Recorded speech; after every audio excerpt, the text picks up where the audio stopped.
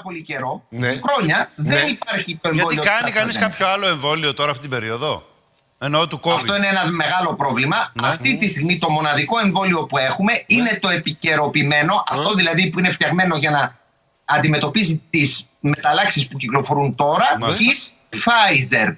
Που είναι αφού δεν έχουμε COVID τώρα. mRNA. Τι εμβόλιο να κάνουμε, αφού δεν έχουμε COVID. Δεν έχουμε. Ο COVID πια ένα λεπτό να το ξεκαθαρίσουμε αυτό που λέει τώρα ο Άκης.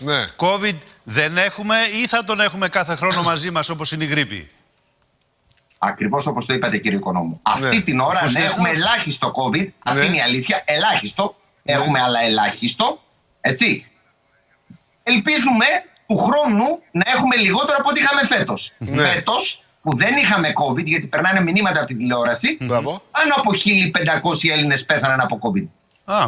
Χωρίς να το λέει κανείς. Τι λέτε τώρα? Πάνω από 1.500 πέθαναν από COVID? Την απόλυτη αλήθεια. Αν πάρετε τις εβδομαδιαίες εκθέσεις του ΕΟΔΗ, κάθε εβδομάδα, κάθε Πέμπτη, ο ΕΟΔΗ βγάζει εκθέσεις για τις νοσηλίες και τους θανάτους. Και τις αθροίσετε. Και γιατί δεν τα λέμε? Με συγχωρείτε. Είναι σημαντική είδηση αυτή που λέει ο καθηγητής. Ευχαριστούμε, κύριε Βασιλακόπουλε.